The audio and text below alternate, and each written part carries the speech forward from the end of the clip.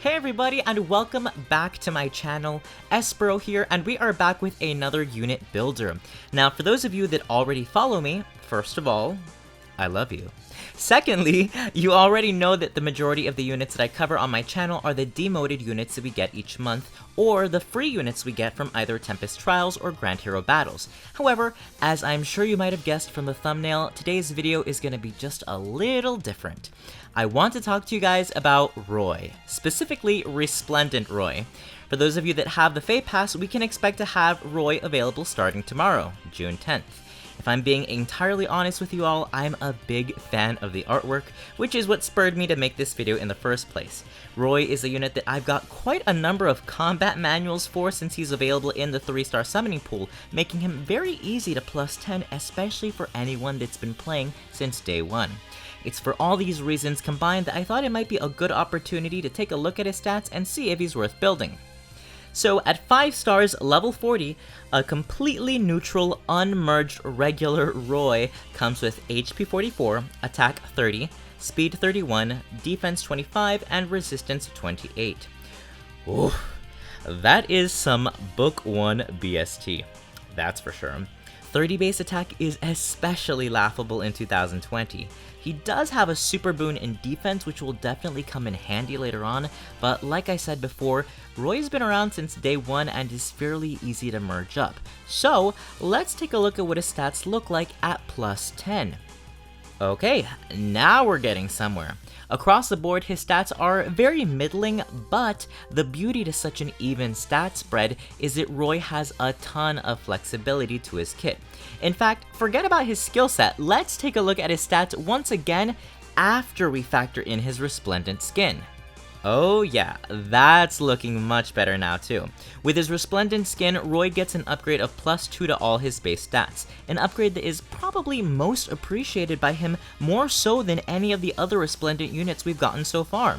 With his flexibility being one of his greatest assets, he really benefits from those plus 2 points across the board. Also, keep in mind that because he is a Book 1 unit, he can receive up to 10 red dragon flowers, and get another plus 2 to all of his stats.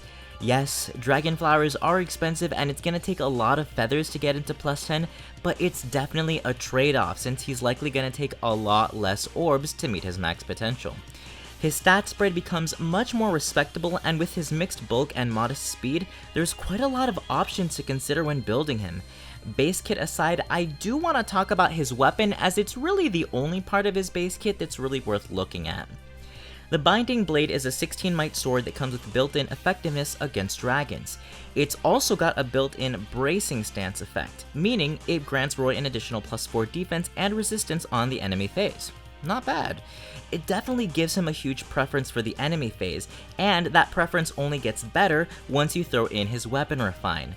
His refine is basically a better quick riposte. It guarantees him a follow-up attack on the enemy phase so long as his HP is at 50% or higher. What's particularly exciting about this refine is that should you decide to abandon Roy's speed, you can count on this weapon to guarantee him that double in most cases. And on the flip side, even if you decided to invest in his speed, the guaranteed double would still be useful when going up against foes that prevent follow-ups. There's a lot of skills and weapons nowadays that do this, Wary Fighter and Sturdy Impact for example, and having exceptional speed on top of that guaranteed follow-up attack can prove to be incredibly handy. Okay, I think that is just about it for his base kit. There's a lot to talk about with Roy given his versatility, so let's finally put some skills out there and start playing with some builds. Okay, so for our builds, we're going to be swapping some skills around since there's a lot of different ways to build him up. As a starting point though, I thought we could mess around with what I consider a traditional Ether build and then go from there. Ether is, of course, the cornerstone for this build as it provides Roy with both a solid increase to his damage output as well as some solid self-sustain. Of course, with a cooldown cost of 5, this special does rely on us building up those charges as quickly as possible, which is why we've got Steady Breath in the A slot. We know that because of Binding Blade, Roy skews towards the enemy phase, and so it's only fitting that we grant him a Breath skill so that it helps rack up those charges on each of the enemy's hits. With the additional +5 defense from Steady Breath, Roy is going to be that much tankier, and with his built-in Quick Riposte effect, he's going to be guaranteeing that double. Special Spiral is a typical B slot for this build, as it helps reduce his special cost each time he uses Ether, allowing him to build it back up that much faster. This basically cements his role as an Ether proccing machine. In an effort to bolster up his resistance, I threw in Mirror Stance 2 into the Sacred Seal slot, granting him +4 attack and resistance on the enemy phase. His attack could definitely still use some improvement, and the added resistance will help him when tanking through magical threats.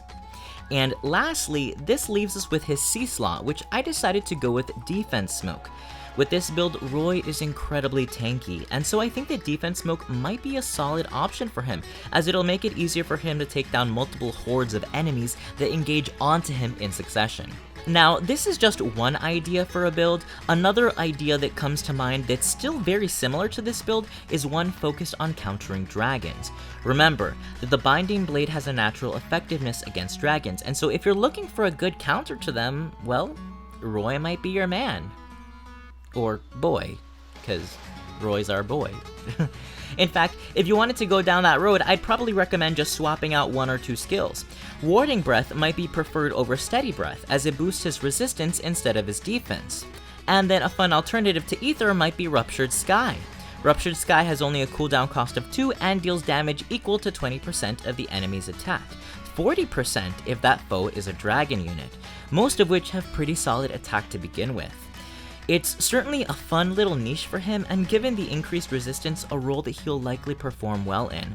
Speaking of which, with such excellent mixed bulk, Roy is also a great candidate for distant counter. Tanking through magical threats and melee threats alike shouldn't be much of an issue for him, making him an excellent unit to slap this skill onto. Now, it's not often that we get units with this flexible a stat spread, and so for our next build, I wanted to try something a little different than what other Roys might usually use. So for our last build, I wanted to see how well Roy could handle a Repel build.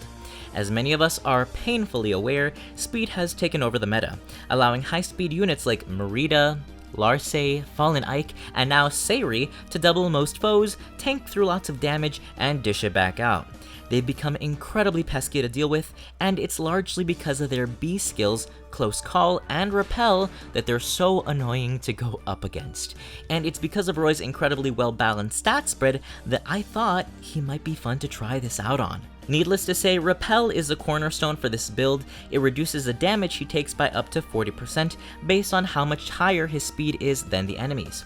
It's because of this particular effect that fast units have become increasingly tankier and harder to kill. But of course, in order to make the most out of this skill, we need to get Roy's speed well over 50. A boon in speed will certainly help us, bringing his speed up to 40, but what would also help us out is a great ace skill. Attack Speed Solo 3 is a skill I chose, although you can choose just about any skill that will help increase his speed. Life and Death 4, Attack Speed Push, and Kestrel Stance 3 are some great options to consider. I chose Attack Speed Solo though because it's the most accessible out of the bunch and works on both phases, especially that enemy phase. And as you can see from the weapon description, it grants attack speeds +6 when alone during combat, a fairly easy condition to meet. Now, +6 speed brings his speed up to 46, which is fine, but we need to go further than that if we want to make the most out of this build. So we're gonna add in Rouse, Speed, and Defense into our C slot. Synergizing nicely with our A slot, this skill grants Roy +6 speed and defense out of combat, so long as he starts a turn without any allies directly adjacent to him. The best part about this skill is that it's easily accessible and available in the 4-star pool thanks to Ferdinand. So with this additional speed, now we're looking at 52 speed total, which is a lot better. However, we can keep going and take things just a step further thanks to our Sacred Seal slot.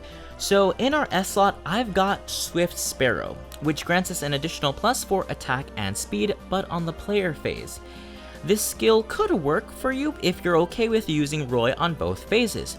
However, I would prefer to keep Roy on the enemy phase, much like how his weapon wants us to.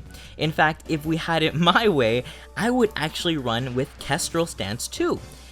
The only problem is that Kestrel Stance isn't available in the Sacred Seal Forge. Not yet, at least. I'm sure it will be added soon, as the majority of stance skills are already in there, so it's really just a matter of time. But when we do get Kestrel Stance in the Forge, Roy is definitely another great unit for it. With it, you're looking at 56 speed on the enemy phase, which is much more comfortable for anyone using Repel. Now, let's say that 56 speed still isn't high enough for your standards. Fair enough.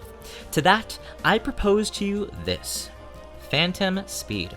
Phantom Speed is a gimmicky skill that's only available as a Sacred Seal, but it synergizes incredibly well with any units using Repel. It basically calculates an additional plus 10 speed when performing a speed check. So, for example, between a solo and rouse skills, we're looking at 52 speed, as we've already established. Phantom Speed allows Roy's speed to be calculated at 62 instead of 52 during any speed checks, which will really help him mitigate oncoming damage thanks to Repel. It's a rare skill that you really don't see on a lot of units, but it's definitely found a lot of new value with the introduction of Close Call and Repel. Okay. And that is it for this video. Those are our builds for today. Definitely a slight departure from our usual unit builder videos, but seeing as how Roy is a book 1 unit with access to a Resplendent skin, I had no choice but to approach today's session a little bit differently than usual. What do you guys think? Do any of you guys actually plan to build him? I originally only bought the Fey Pass because of Hector and was planning on canceling it right after I saw Sanaki as a Resplendent unit. But as soon as they announced Roy as the next one, I knew I was gonna have to renew. I really like his artwork. It's easily my favorite reskin so far, and though I already have so many units I'm trying to build, I can finally use up all those Roy combat manuals that have been lying around. Anyway, thank you all so much for watching. Please like and subscribe if you enjoy what you see, and feel free to leave a comment below letting me know what you guys think about Roy's new skin. And as always, consider joining our Discord server. We've got a great little server for our Fire Emblem community and are always welcoming new people. Consider joining. Our invite link is in the description below. Thanks again for watching and have a great one. Take care.